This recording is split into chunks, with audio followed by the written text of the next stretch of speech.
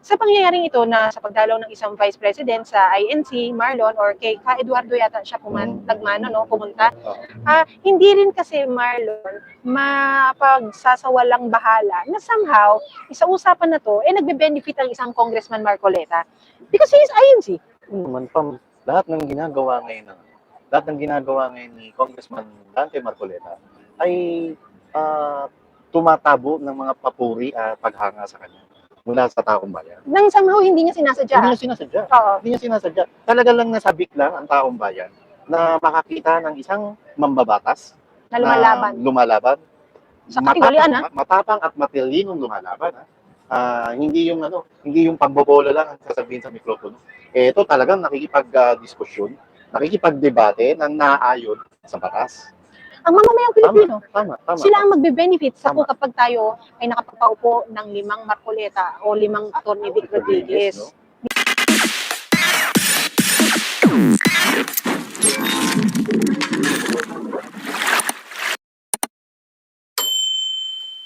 Daming natuwa ron, no? Saan? Sa INC. Ako nga kanina, na biglang nag-notify sa akin yun, nagmamaneho ko eh. Babasahin ko. Kasi nakadating na ako dito, ngayon ko lang ulit nabasa ulit. Kasi kilala naman talaga sila. But is it too early na nangyaring nagbisita ang isang VP Sara sa INC? Itong buwan na to? Pwede, pero parang may gustong mensaheng iparating sa akin. Pasintabi kay Kong Dante Marcoleta. May gusto siyang mensaheng gustong iparating, no? Diba? Na-click sila ni VP Sara? Na-click sila ni VP Sara.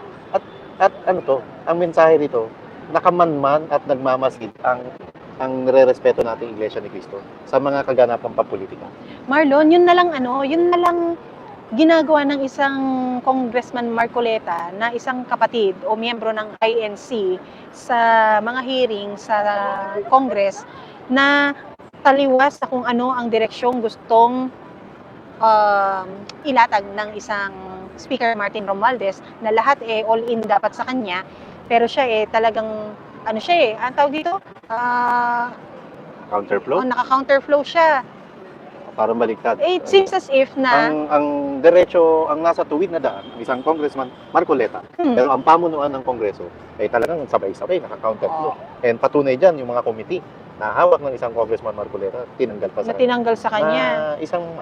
Isang malaking pagyura sa institusyon. Kamakailan lang nung opening ng budget nasa plenary na, di ba?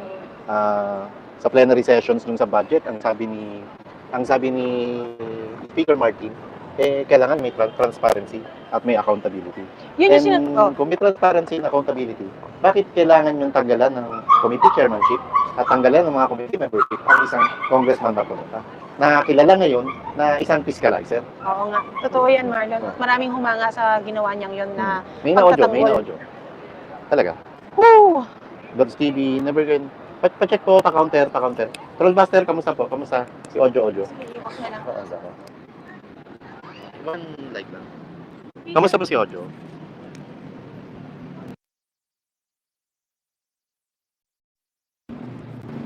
Loud and clear, sabi ni Lime Sky 11. Thank you. Umayos. Kasi panic Hindi, syempre, di ba? Sayang yung mga natin. Very clear. Salamat. Hindi, kasi kanina Marlon, gusto ko lang kasi sabihin na yung mga ginagawa ng isang Congressman Marcoleta sa Congress, parang since member nga siya ng INC, tinanong na natin to dati sa vlog natin, is it him also speaking in behalf of Iglesia ni Cristo? Yung bang mga sentimento niya is the same as the sentiments of the whole congregation? Yung kanyang yung kanyang paglaban or pangingestyon ng mga budget or yung pangingestyon nila ng pagtatanong nila o maling pagtatanong nila at maling pag-assess nila ng OVP budget disbursement na nangyari, is it the same sentiments as the whole INC? Posible. Di ba? Mahirap magsalita para sa INC. Opinion lang naman po namin. Pero alam naman natin na tuwid at maayos ang gusto ng Iglesia ni Cristo. Kahit sa kanilang mga aral, puro kaayusan ay tinuturo At sa kanilang kapayapaan. mga kapayapaan. Oh, walang ano yan, hindi malayo yan sa kung ano rin ang meron turo ang KOJC. Correct? Yung peaceful ways lang lagi. Naman. Marlon, yung peaceful ways Ginulo lang lang. naman talaga ang KOJC. Dahil dun sa ano? Dahil dun sa gusto nilang mahuli ang Pastor Apollo Kibuloy para tuluyang mabasag at mabalian ng Pangulong Rodrigo Duterte. So kasi ang sabi sa balita ay nag-courtesy call or nag-courtesy visit ang isang VP Sara. Mhm. When we say that it is a courtesy call, the initiative to ask for a time or an audience with the other, initiative ng OVP. Is that the same? Siguro. Kasi kung halimbawa, Marlon, mag-courtesy call ako sa iyo, pero kabang Siguro. oras kasi, 'di ba? Siguro. Ang simula galing sa Office of the Vice President. Oo naman. So my question here is, or many people will ask now, was it personal or political? The way we also ask when VP Sara visited former Vice President Leni Robredo sa Bicol, was it personal or was it political, the talk? Yan, di ba? Di natin alam. Antayin natin na magkwento si VP Sara. Mhm. And alam ko rin, hindi maiwasan ni Congressman Dante Marcoleta na magkwento rin siya. Oo, at Diba? Kasi although ang kalidad ng isang Congressman Dante Marcoleta ay hindi kasing kalidad ng Atty. Bayo Gutierrez, para malinaw, oo. na Ang layo, daldal na Marlon. wala laman. Layo-layo naman. Oh. Para sa pangyayaring ito na sa pagdalaw ng isang Vice President sa INC, Marlon, or kay Ka Eduardo yata siya nagmano, no, pumunta. Hindi rin kasi, Marlon, mapagsasawalang bahala na somehow, sa usapan na to, nagbe-benefit ang isang Congressman Marcoleta. Because he is INC. Naman Pam, lahat ng ginagawa ngayon ni Congressman Dante Marcoleta ay tumatabo ng mga papuri at paghanga sa kanya mula sa taong bayan. Nang somehow hindi niya sinasadya. Hindi niya sinasadya. Oo. Hindi niya sinasadya. Talaga lang nasabik lang ang taong bayan na makakita ng isang mambabatas Na lumalaban. lumalaban. Sa katigalian, Matapang at matilinong lumalaban. Hindi yung pambobola lang ang sasabihin sa mikropono. Ito talagang nakikipag-diskusyon, nakikipag-debate ng naayon sa batas.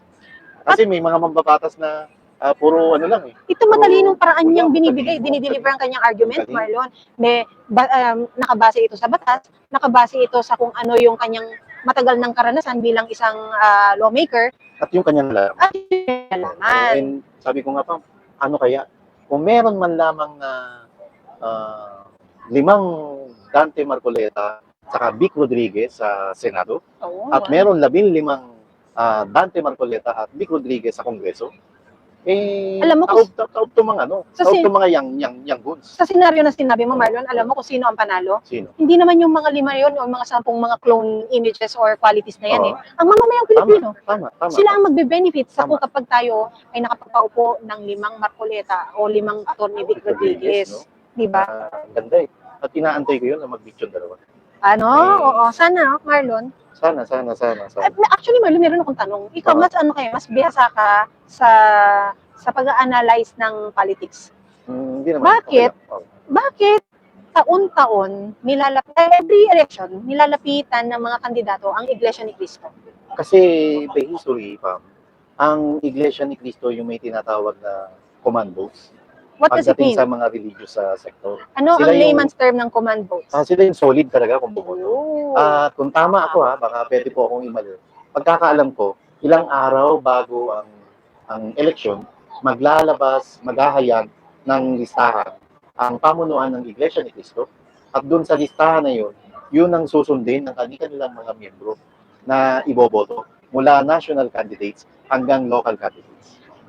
Okay. Proven yun. Base sa sinasabi mong yan, so ibig sabihin, internally, meron silang discussion na, alam mo yung sa mga crime scene, sa mga investigative movies, Marlon, di ba? Meron dyan yung mukha ni Marlon, tapos may mga tao sa ilalim. May mga Ganun ba kaya matrix, sila? may mga Matrix. Hindi natin alam. Meron kaya silang Pero ganon? sigurado ako, nag-a-assess sila, nag-i-evaluate sila, at nagbibigay sila ng kanilang opinion at kapasyahan kung sino yung karapat-dapat na iboto ng kanilang miyembro. So sinasabi mo, nagpo-profile sila Profile. ng tao or kandidato na merong shared values na kagaya na meron sila.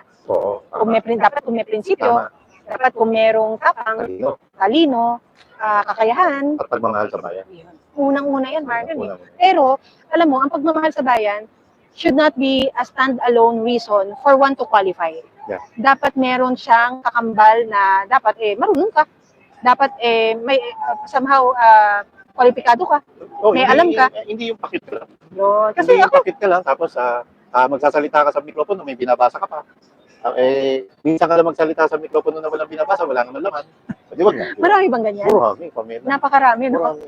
Ilang beses ka na ba pumunta? Alam mo yan, alam mo yan. Ito, Marlo, ang isa ko pa kasing tanong, ano ang halaga ng religious group sa pag-iimpluwensya? Kasi because we're talking about INC, and we know that INC is a religious group, and it has been them practicing this block voting. Sobra tama. Sa pagkakaalam ko, ang INC, baka mali ako sa pagkakaalam ko, meron silang 2 million votes, solid votes yun, na kapag ka sinuportahan ka ng INC, ibig sabihin, may plus 2 million votes ka na.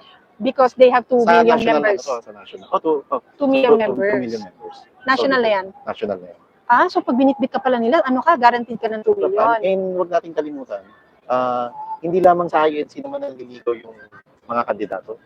And tulad ng kwento ko, ng mga nakaraan, nasaksihan ko, paano niligawan, paano hiningi ng isang Senator Amy Marcos ang bendisyon, suporta at endorsement ng isang Pastor Apollo Kibuloy. I think we have a kapatid here, Marlon, na sinasabi, si Tama po kami. Si Argent. Kung ano ang iutos ng pamunuan ng INC na iboboto, ay iyon ang iboboto ng mga member o ng mga mananampalataya. Yun. Katulad nga sabi ko, di ba? Kung ano yung listahan, yun yung susundin.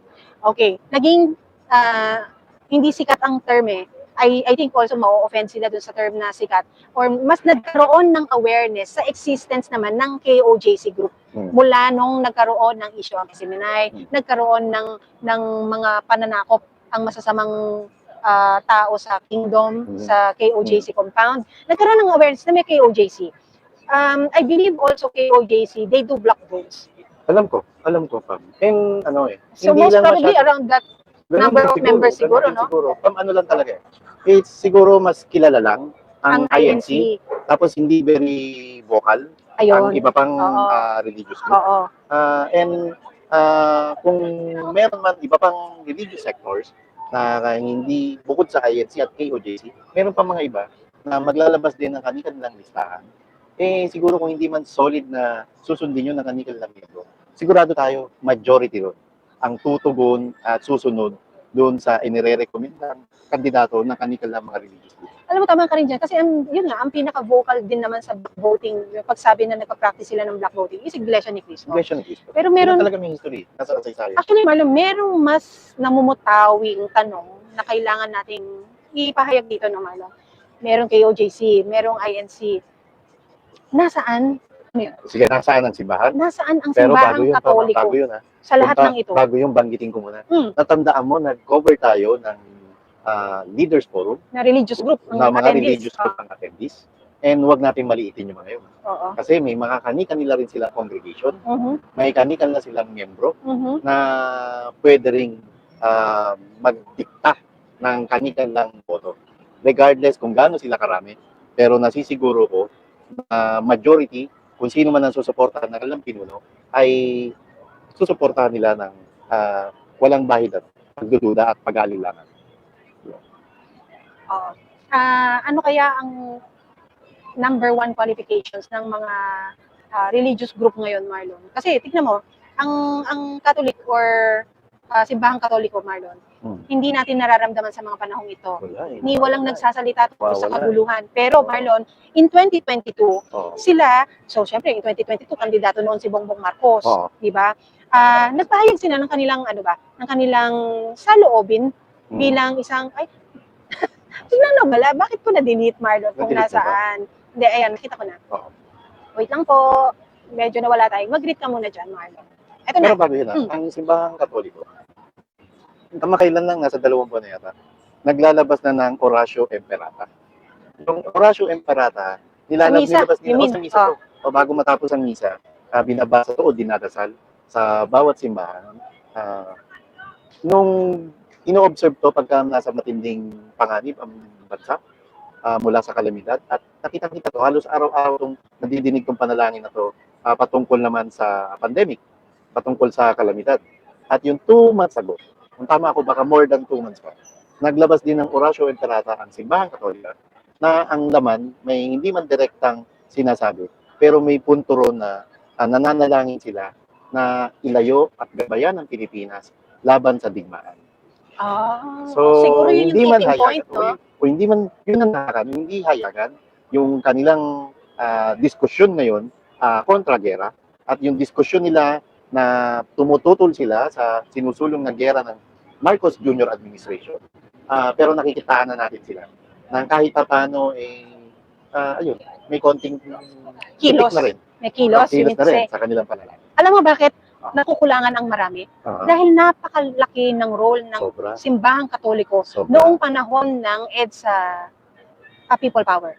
One. Totoo. Yes. Kung hindi dahil sa panawagan ng isang Jaime Cardinal Sin, hindi magpupuntahan ng tao sa EDSA para suportahan at bantayan yung gagawing paglusob ng administration troops sa nooy nag-aaklas na sila Defense Secretary Juan Ponce Enrile at dating AFP Vice Chief of Staff Fidel Ramos. Ayun, yun yung Marlon na pilit nating pinapaalala at hinahanap sa kasalukuyang simbahang katoliko. Nasaan yung inyong alab?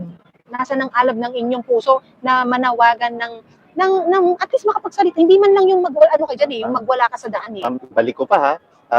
Yung binanggit ko nung yung Jaime Cardinal Sin, 1986. Okay. Noong 2000, sa People Power 2, nandun din ang civil society na kung saan sila rin ang nanguna para pabagsakin ang gobyerno noon ni patalsikin sa Palasyo ng Malacanang ang dating Pangulong Joseph R. Estrada. Diba? So, hanapin mo ngayon kasi ngayon sila kailangan. Napaka-aktibo nila. Oo. Meron pa. Meron pa. Nung lumabas yung Hello Garci, at si NBI NCR Chief Sammy Ong ba yun? Samuel Ong, yung naglabas nung Hello Garci tape, alam mo saan siya nagtago? Saan siya nagpublik? Sa seminaryo dito sa may Makati, sa may Guadalupe. At ang kumukup sa kanya, para hindi siya arestuhin ng Noy GMA administration, mga pare, mga seminarista. So, mula napaka-aktibo ng simbahang katoliko sa tuwing na sasadlak sa matinding crisis pampolitika ang administrasyon. Tapos bigla silang nanahimik, Ngayon, bigla silang nawawala. Bagkos, Marlon, noong taong 2022 na election, ito ay napaka-importante. And I believe, kung babasahin mo ito ay patungkol sa pangamba ng simbahan na makabalik ang isang Marcos sa pamumuno. Dahil sa kanilang salita, we must improve the lives of our people, especially the poor and the vulnerable. This is the primary responsibility of a public servant. We need competent leaders and lawmakers with sincere intentions to serve the welfare of our communities, municipalities, cities, provinces, and the whole country. Be concerned about the welfare of others. Signed by CBCP President Bishop Pablo Virgilio David of Caloocan. Di ba yung patama na kailangan namin ng mga taong may magandang intention sa bansa? Knowing the background of the Marcoses from the father now to the son, madiwarayan, Marlon. Hindi yan malinis. Hindi yan smooth. Masalimuot ang kanilang paraan ng pamumuno ng bansa noon pa man. At alam na alam nila, isa ang simbahang katolika sa humihiling ng hustisya para sa mga biktima ng karapatang pantao noong panahon ng Marcos Sr. At isa rin ang simbahang katolika sa humihiling sa pamilya Marcos na mag-sorry lamang sila sa mamayang Pilipinas. Pero ngayon, wala tayong naririnig sa kanila. Sa kabila ng lumabas na pulburon video, sa kabila ng lumabas na extraction issue, at sa na may mga ebidensya na hindi lang sa kabila ng kayagang pagtalikod at hindi na ipagpatuloy yung agri-smuggling Congress hearing, at sa kabila ng yung sa extraction, at yung sa PIDEA leaks. Yes, yan. Oo, yan. PIDEA leaks. Yung kagaya din ng pagiging eyewitness ng isang katibinag to support the PIDEA leaks claims of former PIDEA agent Jonathan Morales. At alam ko maraming mga kaparian, maraming mga kurap paroko ang umampon nung masalantalantain tayo ng Bagyong Karinga, Bagyong Eden, at sila mismo ang nakita ang mga kalunos-lunos na sinapit ng mga kababayan nating na dali na binaha ng sobra-sobra dahil sila mismo rin ang buhay na saksi kung paano nagsinungaling sa taong bayan ng isang Marcos Jr. nang sabihin niya na may 5,500 flood control project siyang naipagawa. Pero ang masaklap dito, wala tayong naririnig na komento mula sa simbahang Katoliko. Alam mo, Marlon, speaking of kasinungalingan, gusto ko nga siyang balikan din sa mga pledges na resulta ng kanyang mga biyahe na sandamakmak na hanggang ngayon, Marlon, ay nananatiling pledges at wala namang Kunin ko lang yung exact figure, ha? actual na materialization, yung pledge na yon. Nabanggit mo kasi yung kasinungalingan eh. Pero mula ngayon na sila ay naglaylo din sa pagbiyahe-biyahe, hindi na rin nakuha ang balikan ng mainstream media para singilin ang ating administrasyon ngayon na i-report ninyo kung ano yung mga nagastos ninyo sa inyong paglagalag dyan at kung ano yung actualized na investment na pumasok sa bansa. Sa pagkakalam ko, 24 na biyaheng abroad ang ginawa 24. ng isang Marcos Jr. At ang iniyabang niya ay 72 billion pesos, dollars, na investment pledges mula sa mga foreign investors. As of end of 2023. 2023. Kasi medyo hindi naman na siya nagbabiyahe ngayong Kasi alam na, 2024. sisigilin na. So, asa na ngayon to? Saan? Ang resulta pa ng itong 72 billion dollars na iniyabang niya sa mamayang Pilipino, ang resulta pa, maraming mga investors ang nawala sa atin, Pamela. My God. Yan, lagi ko nga sinasabi. Nawala ang Google Philippines. Ang Google, wala na dito. At hindi naman sa atin nag-i-invest kung saan-saan. Nag-invest Sa na sa Asia. Nag-invest na. May 1 billion Malaysia. dollars sa Thailand. At may 2 billion dollars sa Malaysia. Oh. At may 5 billion dollars sa Singapore. Marlon, alam mo ba yung mga bansang yan? Kapitbahay lang din natin. Sobra. Bakit hindi tayo nilalapitan ng Russia? Galing sa atin to. Correct. Google Philippines. Tapos, nilayasan tayo. Di ba? Asan ang yabang nyo? Di ba? Tapos ngayon, Ikaw ba naman nagigirahin ka, mag-stay ka dito? I don't think so. Sobra, Pamela. Sobra. And, I don't know. Hindi natin alam kung saan papunta tong bansa to. Kaya, napaka-importante na gumalaw at magbigay ng kanilang sinserong payo ang bawat religious leaders. And unang-una dyan, syempre, respeto natin Iglesia ni Cristo, ang KOJC, at yung mga iba pang mga religious leaders. Sorry, ito hindi ko lang mapapalagpas ha. Kasi naitanong mo, saan papunta ang bansang ito? October 1, Marlon, unang araw ng filing ng Certificate of Candidacy. Sino-sino ang mga prominenteng tao ang nangunang nag-file? Number 1, Marlon. Ay, sagutin ko lang to. Bati muna tayo, Marlon, ha? Pero, sige. May importanteng tao lang sinagot. Alam nyo ang naaalam ko, nawala na tayo ng mga foreign investors. Tapos, ang inallocate pa ho, may naka-earmark ngayon sa ating pambansang budget para sa taong 2025, may naka-earmark na 591.8 billion pesos para ho sa tinatawag na ayuda programs sa mga kababayan natin ng hirap. Wala akong problema sa ayuda, pero kung wala tayong pera, dapat po, limitahan natin ang pamamahagi ng ayuda. Higit lalo, wala naman po tayong national health emergency. Wala hong bagyo. At ang malungkot, habang binabagyo ang Metro Manila, ang Luzon, kamakailan, ang namamahagi ng ayuda ay ginagawa sa Davao City na wala namang bagyo. At alam nyo sino nagdi-distribute? Ito yung mga kongresista na hindi na nila trabaho, kundi ang trabaho lamang nila ay gumawa ng batas at bumalangkas at magpatibay ng isang makabuluhang batas. Pero nangyayari, wala po. Ang purpose ng kanilang ayuda, syempre para suhulan yung ating mga kababayan dahil ginagamit nila ito sa kanilang pansariling interes pampolitika. Higit lalo at nalalapit po ang midterm elections. Ang masaklap pa, tulad ng vlog ko kagabi na nabura, pasensya na kayo, kinaltasan ng pamahalaan ang patungkol naman po sa ang tungkol sa budget para sa state universities and colleges. Alam niyo magkano ang kinaltas? Tumataginting 48.48 billion pesos po ang tinanggal. At habang ginagawa nilang Timawa, ginagawa nilang Pulubi, ginagawa nilang Ampaslupa ang mga kababayan natin mga kababayan nating tumatanggap ng ayuda, yung mga kababayan naman po natin gustong mag-aral at gustong magturo at gustong magkaroon ng maayos na edukasyon, ay tinapyasan nila ng pondo. Tatandaan niyo po ito, hindi ho kayo tunay na mahal na sinasabing alyansa na bagong alyansa ng mga buhaya to. Sa Mindanao State University po, kinaltasan sila ng 8.261 billion. Sa University of the Philippines, 2.894 billion. Sa Bicol University ay 2.887 billion. Sa Romblon State University, 2.387 billion. MSU Tawi-Tawi College of Technology and Oceanography, 2.113 billion. Cebu Normal University, 2.003 billion. Marinduque State University ay 1.695 billion pesos. Central Bicol State University of Agriculture, 1.480 billion. Batangas State University, 356 million. At Bulacan State University, 114 million pesos. At ang kabuuan ay 14.48 billion pesos po ang kinaltas para sa mga budget natin sa SUC, na habang binibigyan nila ng prioridad ang walang kakwenta-kwentang pag-earmark sa ayuda programs ng pamahalaan, ang mga ating universidad na pamantasan, kinaltasan nila ng 14.48. Ako, Marlon, nagpagalit ka na naman ng maraming tao. Hindi, kaya sa mga magulang, sa mga graduate, sa mga estudyante, tandaan niyo po, hindi kayo pangalan ng alyansa nila, alyansa, ang pangalan ng Alkansya ng Bagong Pilipinas? Bagong Pilipinas, di ba?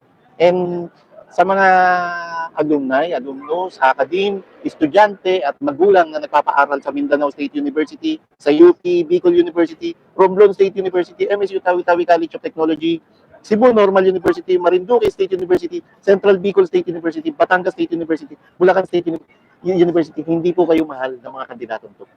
Kasi kung mahal po kayo, hindi nila kakaltasan ng 14.48 billion ang pondo para sa SUC at ilalagay lamang sa walang kakwenta-kwentang ayuda na nilagakan nila ng 591.8 billion pesos.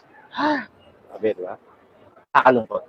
Tapos kung magsabi sila Bagong Pilipinas, eto pa! Ano priority ng ano? Ang priority mamahagi ng ayuda. Hindi man lang yung priority na i-empower mo ang mga estudyante, i-equip mo sila ng isang, di ba, magandang eskwelahan, maayos, budget. Pagandahin lalo ang kalidad ng edukasyon. Aba, tinapyasan nila at ang pinalakas nila ay yung ayuda program na nagiging sanhi lamang ng katamaran ng mga Pilipino. Kung sino ang mga kabataan na gustong mag-aral, gusto na magkaroon ng maayos na kinabukasan, sila pa ang hindi sinusuportahan ng pamahalaan. Samantalang yung mga kababayan natin, pasintabi sa mga tumatanggap ng ayuda, tanggapin niyo po yan. Pero kung mapagsabihan kayo mga tamad, pagpasensyahan niyo na ho kami.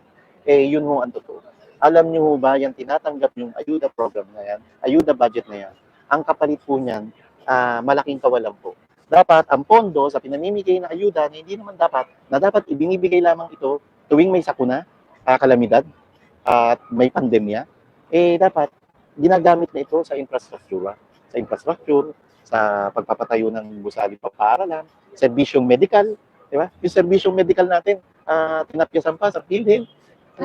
Ang daming sakit ng gobyerno to. At tulad na sabi ko kagabi pa, nalagpasan na nga natin ang pandemic ng COVID-19. Pero ngayon nararanasan natin ang epidemic naman ng corruption sa Marcos administration government. Nakakadiri kayo. Nakakasukat. Hindi na maganda yung kalidad ng inyong pamumuno. Hibang na sila sa sistemang pampolitika nila na ginagawa nilang timawa, pulubi at ampas lupa ang mga kababayan natin may iya. Actually, Marlon, gusto mo pwedeng sabihin yung linya nung, alam mo yung mga pampelikula ng, halimbawa, magsing-irog, nasasabihin, niloko mo lang ako. No? Actually, maganda pa nga yung magsing-irog, talagang sabik ka magkaroon ng love life, Pamela, no? Nakahalata, no? Naisip ko lang, di ba? Hindi, ito lang usapin ng kriminal.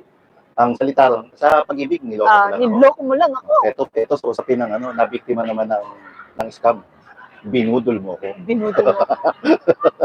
Tapos anong tawag ng mga nambudol? Mambubudol. Budol-budol ka. Budol-budol ka. Yung pala mo, may mga pang-hypnotize, Marlon, no? Ito yung central batter. Daming natuwa sa'yo doon, Marlon, sa'yo. Maraming natuwa doon sa tawa mo. Bakit? Talagang alas ka doon ka. At may nag-text pa sa akin. Ano sabi? Hindi iba sa'yo. Alam mo yan, si Pamela, bully talaga yan. Buisit. Tita, hello po. Yung mecha ka dyan, ha? Nakikita ko, Salamat sa nagbigay. Wala pa akong Thank you siya talaga. Napakalit na bagay. From Melbourne. Makakatikim din ng tsaan ng Melbourne. Wow! Alam nyo, nasa ng Melbourne? Malamang nasa Australia. It's from the land down under. Hello. So, hindi ba lasang kangaroo to? May nakatikim ka na ng kangaroo. Hindi ka nakatikim na. Yung sarap ko yun. Di ba? Kabayo nga, di ba tinatapa? Hindi ko rin. Baka din. Naalala ko lang naman yung kambing. Naalala ko yung kambing. Yung sa Cebu, kambing pala yun. Cebu da ba? Sabi ni Kuya Ibi. Oo. Ano yan? Yung parang kinilaw na kambing. Kasunod mo na sinabi. Ang sarap doon. Sa mga nagpupunta po sa Davao. Ang first time ko makakain doon, sa patok sa manok. Manok sa patok? Manok sa patok. Tingnan natin. Sino pong taga Cebu? Ay, Davao. Manok sa patok, patok sa manok. Patok sa manok? Parang choco na gatas. Sarap sa kanya yung unang kinainan natin, Pap. Hindi ko nag-text sa akin yung location. Patok sa manok. Ano kaya? May hangover ka pa talaga ng Davao, ha? Yeah. Uy, Marlon, wait Oh, lang. May oh. tatanong ako. Patok sa manok, ayun. Ah, Sa Tulip ano Drive sabi Manila. ko Although nga? marami pang patok sa manok. Ano sabi ko? Manok sa patok. Patok sa manok? Oo. Sana makabalik tayo. Patok sa manok, yun. Sarap po. Dati patok po, sa ang kinakainan namin sa ano, nung buhay pa dati ko. Dati. Ano ba to? Yung pulasa. What's kulasa? Chicken barbecue. Bakit pulasa? Sa Pinas. Ewan ko eh. Ano, Manok? bakit ba pulasa? Sa mga kababayan natin sa Davao. Oo, iniyaw din. Ay, patok-batok. Opo. Putok-batok. Uy, ayaw natin yung sagutin. Oo. Kaya pag may ano, I-ano nyo na lang po. Siya po ang kausapin ninyo. Kami, siya na lang po. bago po itong vlog na to, balikan nyo po yung una namin vlog. Nagpahayag na po kami ng aming sentimiento sa pagkalas ng iba nating naging kaibigan sa ating pinaglalaban at matuwid na prinsipyo. At kung nagkaroon sila ng ganung decision or sila o siya or who else will follow, we don't know. Try to respect it. And Nire-respeto then, po namin. ano lang tayo, focus lang tayo kung ano talaga yung Yes. laban natin. Yes. Dahil ang totoong laban ay hindi pakikipaglaban sa ating kapwang nakikipaglaban. Ito po ay ang pakikipaglaban natin sa mga issues ng bayan. Yun, may sagot si Tiny Dancer. Ni Kulasa po kasi ang name ng owner. Nickname niya ay Kulasa. Diba Sabi ni Chicho Kael, Oh, sabi ni Chicho Kael. please like, share ang pagpapahayag ng katotohanan ng Third Floor Studio. Yun. Maraming salamat po. Thank you. Baka naman daw, yung paneray mo, gusto mo ibigay sa kanya. Ito, pamela lang. Pre-on ho yan, pre-on. Wala tayong... Saka ito yung Ano ba mga sabi ko? paiyakan. Pamelay, di ba? Ako nagbigay sa inyo, Pamelay. Oo, Pamelay. Pamelay. Yun na. Brand ko yan eh, Pre-on, kayo naman. Pamelay. Yun, Uy, uy, ano daw, ha. Chico Kael. Kuya, Wala kang magawa. Mag-isa bento na. ngayon doon sa Lockdown Under yan eh. Nag-iihaw ka. Anong oras dito? Ay, anong oras ba doon? Siguro mga 9:30 na doon. Pero susunod pa, no, ilatag natin yung mga kandidato na pag hindi umayon na ipatanggal yung liquidation by certification, pag hindi pumayag na buhayin yung investigasyon patungkol sa agri-smuggling, extraction, Pidea leaks, at yung pulburon video, no, X po natin sila. Yan wala nang Magiging nakakatakot. batayan natin. Actually, yan ang magiging challenge ng isang Team Lacson. Ngayong everyone or almost everyone has now the awareness of the certification by liquidation by certification. Kahapon ba sila nag-file? Kahapon, no? Kahapon, nag-file yung sila. Macho Black. May tawag, di ba may seatmates? Oh. May tinatawag na seatmates, may tinatawag na Macho Black. May, parang ano to, yung mga young guns. May ganun eh. Oh. Ginagawa nila yan. Kahit nung panahon nila Cheese, may mga tawag sa akin. Nakalimutan ko na, sorry. And kahapon, kasi pag file mo ng candidacy, binibigyan sila ng pagkakataong Ayan. humarap sa media. Yes, oo. Inaantay ko yung mga kasamahan natin sa media na Magtanong, no? itanong kung Senator Ping, ano po ba tunay na kwento dun sa certification? Liquidation by certification. And sa tingin mo ba, dapat ang mga tanong doon, sa tingin niyo po ba na-abuso ang liquidation by certification? Nagsisisi po ba kayo ngayong na-abuso? Actually, Marlon, siguro, Ganun eh. because probably it was the right moment and forum to ask that specific topic. Pwede pa. Baka Kasi sa mas sit-down setup. kung ako nando, kung God permits, itatanong ko yung kasi kapapile mo ng candidacy, kalakip ng pagsumiti mo ng iyong certificate na bilang kandidato, kalakip mo yung plataforma ng gobyerno mo at kailangan malinaw sa platforms of government mo na kung tama ba at higit lalo, may resibo sa kanya at may dapat siyang sagutin o dapat siyang papanagutin patungkol dun sa issue ng liquidation by certification na siya ngayong inaabuso sa Kongreso. Dapat din magbigay din sila ng komento kung dapat ba talagang mas malaki ang pondo sa ayuda programs kumpara sa pondo pang edukasyon, pang kalusugan, at kung ano-ano pa, diba, yung infrastruktura. And nasa na rin yung pondo sa, speaking of infrastructure, nasa na nga talaga napunta talaga yung 1.5 billion a day na budget para naman sa flood control project. And may usapan tayo ni Ma'am Joey. Sana mangyari yun. Sana mangyari. Puntahan natin kung may oras, Ma'am Joey. Gusto ko yung suggestion mo. na yun. No? Papasyalan natin. Sino nagsabi niya, Marlon? Macho Black? Macho Black. Ano Tama yung- ba lang Macho Black? Ano yung isa pa, seatmate? Seatmates. Sa seatmates, sila Senator Mix. Ayan yung Mag-Win Oo, 7, no? Sila oo. Binay and all. Yan. So, meron naman sa Congress, Young Guns. Young Guns. Young Guns. Yeah, Tama, Young mas Guns, tama Young ka, Guns, Young Young Guns. Meron. Um, Talagang, So, sabi, ito, parang Marlon. pangalan lang nila. Question. Kapag halimbawang nailoklok ang isang Congressman Marcoleta, Attorney Vic Rodriguez, Mayor Baste Duterte, sa let's say sa Senate. Senate. Ano kayang Papangalan? Oo, ano? Team Good Governance. Yan! Team TGG.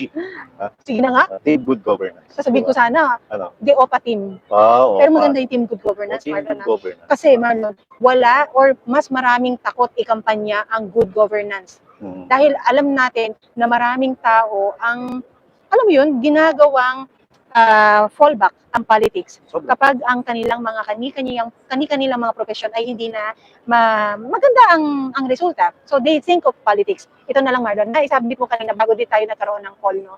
Ano na lang kaya at saan na lang kaya pupunta ang ating bansa? Naitanong ko rin yan kasi unang araw ng filing, October 1, Marlon, sino-sino ang mga lumutang? Ayon Perez, yung partner ng isang vice ganda. Talaga? Tatama po ba? Nag-file for, I think, councilor sa Tarlac. Tama po ba sa lahat po ng Kapampangan. nakabalita? Alam ko Kapampangan siya. Oh, pero Tarlac part. Tarlac siya, okay. Ang alam ko, Tarlac part siya. Tapos, nandyan din ang Si Diwata Alam ko si Diwata. na fourth Yung seat. Spice Boy, sila ano yan, sila Migs. Cheese. Ay, cheese. Sila Cheese yan, sila, kasama ba si Alan Peter Cayetano? And, sorry pa ma, ano ko lang. And, ang unang-una pa, pinakaluma na ano dyan, na grupo, yung Wednesday group, panahon nila, ito naman sila, Kabayan Noli de Castro, Manny Villar, Ralph Recto, alam ko nandun pa Joker Aron, meron silang Wednesday group. And normal yon, normal sa Kongreso na magkaroon sila ng kanilang grupo. Yan, yun na yun. Anyway, yun, yung mga kandidato. Oo, tapos ito, I don't know, Marlon. Tama yung forecast natin. I don't know, Marlon, kung itong tatlong ito ay nag-file na or, but I believe confirmed to run for an office. Ang mag-iinang Vilma Santos, Luis Manzano, and Ralph Ryan Recto. So, ano yun, Family Incorporated immoral na. Actually, And, hindi na maganda yung nasagot na ba ni Luis Manzano yung kaso niya dati? Well, I believe so. Tungkol doon sa mga nag-invest doon sa gasoline. Sa gas station, no? Unang-una rin nagpahayag ng kanya or nag-file ng kanya COC ang isang, syempre, the very confident Speaker Martin Romualdez.